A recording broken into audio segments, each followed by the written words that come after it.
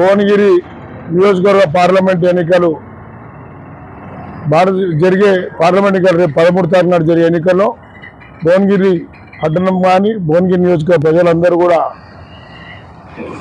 Vote వేయవలసిందిగా కోరుతూ Congress party అభ్యర్థి చామల కిరణ్ కుమార్ రెడ్డి గుర్తు చేయి గుర్తు, కాంగ్రెస్ పార్టీ రాహుల్ గాంధీ గారు, ఖార్గే గారు, ఈ రాష్ట్రంలో రేవంత్ రెడ్డి గారు, ఈ జిల్లాలో కోమటిరెడ్డి రాజగోపాల్ గారు, వెంకటరెడ్డి గారు బలపరిచిన అభ్యర్థి కాంగ్రెస్ పార్టీ అభ్యర్థి కిరణ్ కుమార్ రెడ్డి గారికి యువజన కాంగ్రెస్ నాయకుడిగా ఈ దేశమంతా తిరిగి 3 రాష్ట్రాల ఇన్ఛార్జిగా పనిచేసి ఇప్పుడు కాంగ్రెస్ పార్టీ గుర్తించి చేయి గుర్తు బీఫామ్ అతనికి ఇచ్చింది. కాబట్టి ఈ నియోజకవర్గంలో అనిల్ కుమార్ కూడా అభ్యర్థి విజయం కోసం నిరంతరం కృషి చేస్తూ ఉన్నాడు.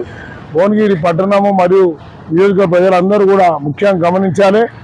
40 ఏళ్ళ తర్వాత కాంగ్రెస్ పార్టీ ఈ నియోజకవర్గం గెలవడం జరిగింది. గతంలో టీఆర్ఎస్ పార్టీ కానీ టీడీపీ పార్టీ కానీ ఈ ప్రాంతంలో అభివృద్ధి ఏమి చేయలేదు. ఇప్పుడు వచ్చిన కాంగ్రెస్ పార్టీ ద్వారానే ఇప్పుడున్న అనిల్ కుమార్ గారిని కానీ ఇప్పుడు మళ్ళా గెలిస్తే చామల కిరణ్ కుమార్ కూడా ఎమ్మెల్యే గారికి సపోర్ట్గా ఉంటారు. కాబట్టి ఈ ప్రాంత ప్రజలందరూ కూడా చామల కిరణ్ కుమార్ గెలిపించాలి.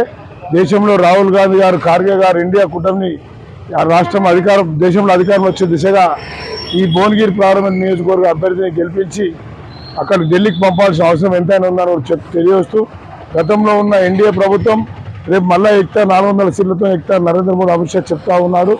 అది చాలా మనకు భారతదేశంలో ఈ రాజ్యాంగాన్ని మార్చాలని కుట్ర చేస్తూ ఉన్నారు. అలాగే రిజర్వేషన్లు తీసేయాలని ఎస్సీ ఎస్టీ బలైన వర్గాలు మైనార్టీలకు రిజర్వేషన్లు కూడా చేయాలని కూడా ఆలోచన చేస్తున్న వారికి దీని అంతా మనం గమనించి కాంగ్రెస్ పార్టీ అట్టడుగు అణగారిన వర్గాల పార్టీ ఏదైనా ఉంది అంటే దళిత గిరిజన పార్టీ అంటే కాంగ్రెస్ పార్టీ. ఈ దేశం కోసం ప్రాణం త్యాగం చేసిన కుటుంబం ఏదంటే ఇందిరాగాంధీ, రాజీవ్ గాంధీ గారు.